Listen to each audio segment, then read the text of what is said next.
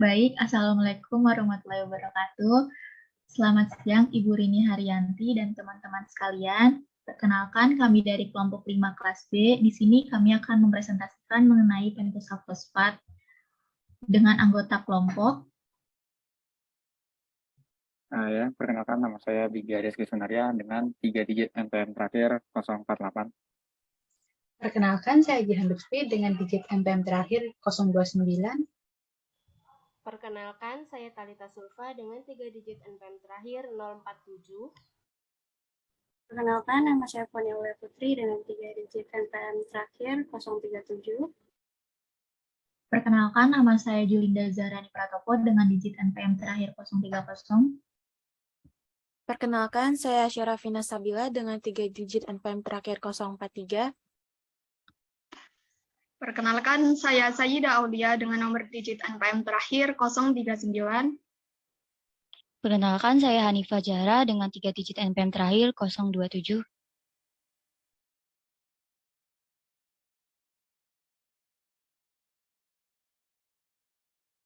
Kali ini kami akan membahas mengenai pengertian, fase oksidatif, dan fase non-oksidatif, lalu kesimpulan.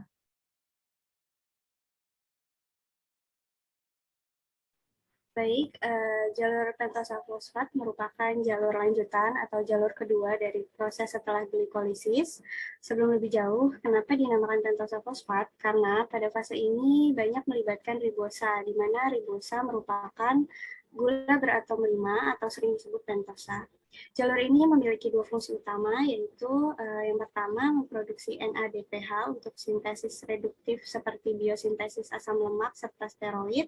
Yang kedua memproduksi residu ribosa untuk biosintesis nukleotida serta asam nukleat. Selanjutnya akan dijelaskan oleh Jihan. Jalur pentosa fosfat tidak menghasilkan ATP. Pada jalur pentosa fosfat terdapat dua fase, yaitu fase oksidatif yang menghasilkan NADPH dan fase non-oksidatif yang menghasilkan prekursor. Di fase oksidatif, itu merupakan perubahan dari glukosa 6-fosfat menjadi ribosa 5-fosfat. Namun, bagaimana jika kita kekurangan glukosa 6-fosfat? Defisiensi G6DP ketika seseorang terkena stres oksidatif, di mana jumlah radikal bebas di dalam tubuh melebihi kapasitas, sehingga terjadi sel darah merah prematur karena kekurangan enzim yang disebut glutathione, yang menyebabkan anemia hemolitik. Nah, berikutlah tahapan dari fase oksidatif dan fase non-oksidatif.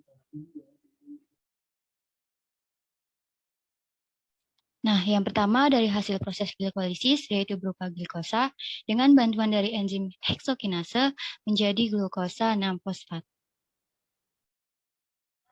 Selanjutnya, glukosa 6-fosfat akan berubah menjadi 6-fosfogluconolakton dibantu dengan enzim glukosa 6-fosfat dehidrogenase. Pada fase ini, NADP akan berubah menjadi NADPH.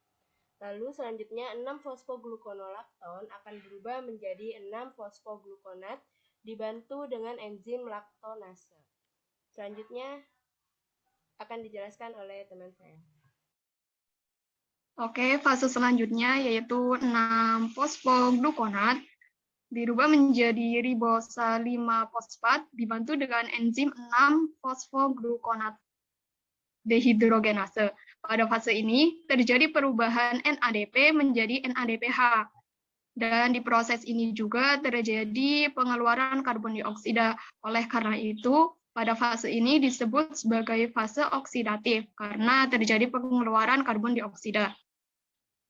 Selanjutnya, ribulosa 5-fosfat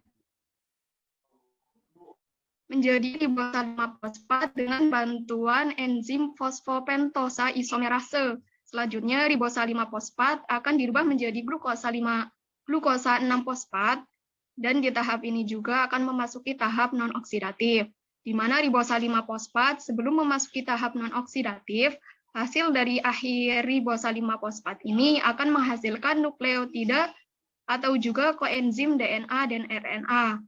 Ini merupakan hasil akhir dari jalur pentosa fosfat. Selanjutnya akan disampaikan oleh rekan saya. Silahkan. Oke, untuk selanjutnya mulai jalur fase non-oksidatif. Jadi dimulai dari hasil terakhir itu tadi ribosa 5-fosfat, dia bakal berubah menjadi sihilosa 5-fosfat dengan bantuan enzim ribosa 5-fosfat epimerase. Nantinya sihilosa 5-fosfat bakal balik lagi berubah jadi glukosa 6-fosfat yang dibantu sama enzim transketolase dan transaldolase. Tujuannya di sini kenapa balik lagi ke glukosa 6-fosfat biar memperbanyak produksi ribosa 5-fosfat biar produksi nukleotida, koenzim, DNA, dan RNA pun juga jadi lebih banyak. Terus kemudian kesimpulannya akan dijelaskan oleh teman saya.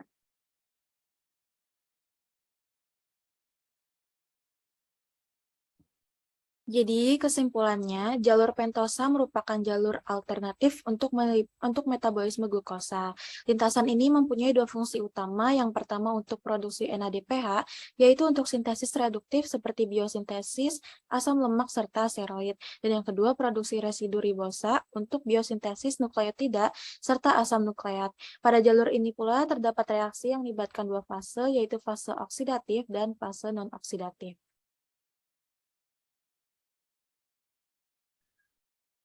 Baik, sekian dari kami. Semoga yang kami sampaikan bermanfaat. Bila ada kesalahan, kami mohon maaf. Wassalamualaikum warahmatullahi wabarakatuh.